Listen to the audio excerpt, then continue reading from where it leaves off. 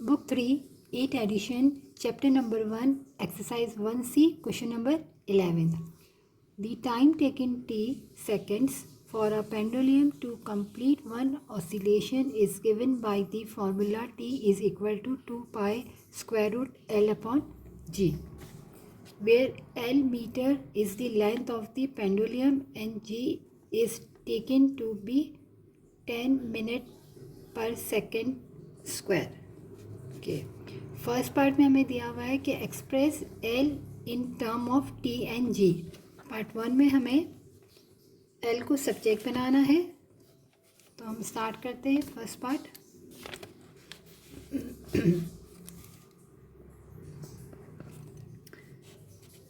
हमारे पास है given condition t is equal to 2 pi square root l upon g. 2 pi यहाँ multiply में है तो वहाँ जाके ये डिवाइड हो जाएगा.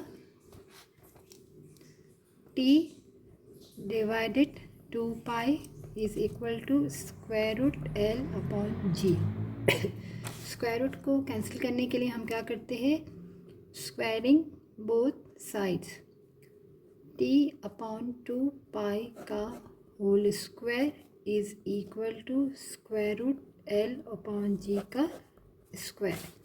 तो ये चीज़ यहाँ से कैंसिल हो जाएगी. हमारे पास t अपॉन 2 पाई का whole square is equal to l upon g. अब हमें l को सब्जेक्ट बनाना है तो g यहाँ डिवाइड में यहाँ जाके मल्टीप्लाई में आ जाएगा. t अपॉन 2 पाई का होल स्क्वायर l. ये हमारा फर्स्ट पार्ट कंप्लीट हुआ. सेकंड पार्ट में हमें बोला है कि hence find the length of the pendulum if it's take 12 second to complete 20 oscillation. Okay, यहाँ हमें स्टार्टिंग में बोला था 1 ऑसिलेशन और यहाँ हमें दिया हुआ है कि 12 सेकंड्स में 20 ऑसिलेशन. ओके, तो यहाँ इसको सॉल्व करते हैं पार्ट बी को. हमें दिया हुआ है टाइम और ऑसिलेशन.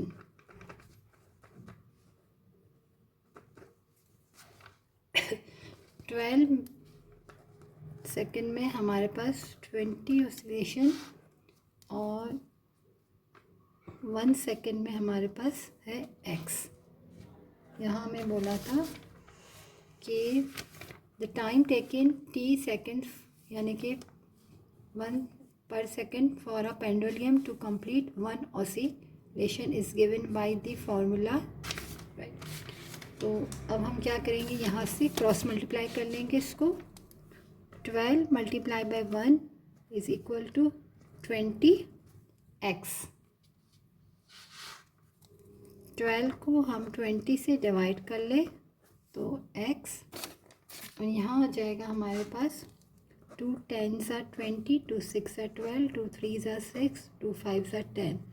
तो यहाँ पर हमारे पास आ गया है x is equal to 3 upon 5, यानी कि t हमारे पास टाइम आ गया है 3 अपॉन 5 और 3 अपॉन 5 अगर हम देखें तो होता है 0.6.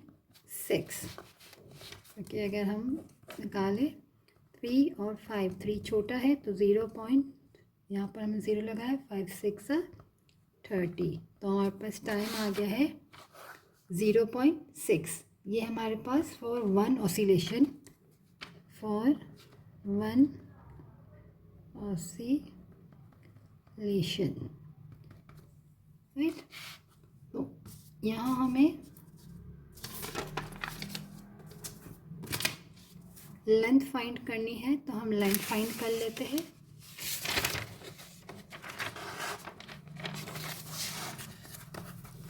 लेंथ फाइंड करते हैं हम. यहाँ पर हमारे पास है L is equal to G T upon 2 pi whole square.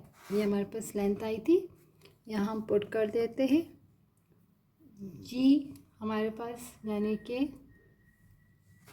Question में हमारे पास गिवन था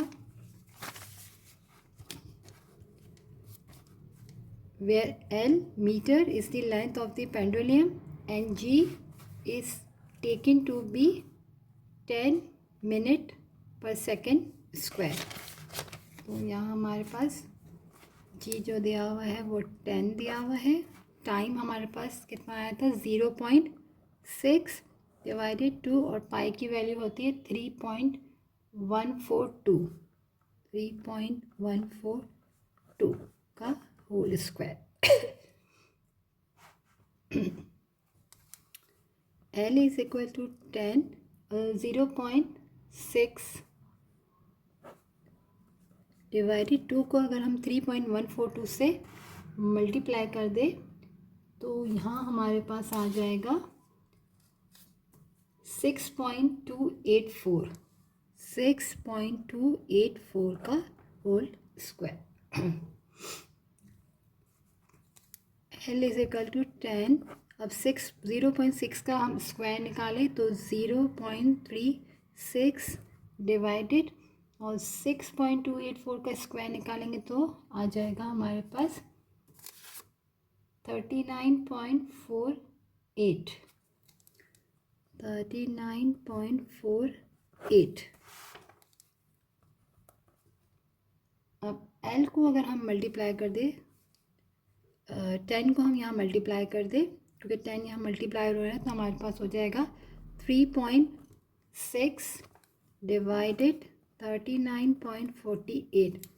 अब 3.6 को हम डिवाइड कर दे तो आ जाएगा 0.09118 मीटर। लेंथ हमारे पास मीटर में थी। और अगर हम यहाँ देखें तो यहाँ लास्ट में हमारे पास 8 है, 8 जो है 5 से बड़ा है, तो अगर हम यहाँ पर 1 और ऐड करें 1 में तो हम यूँ भी लिख सकते हैं 0.0912 मीटर आंसर।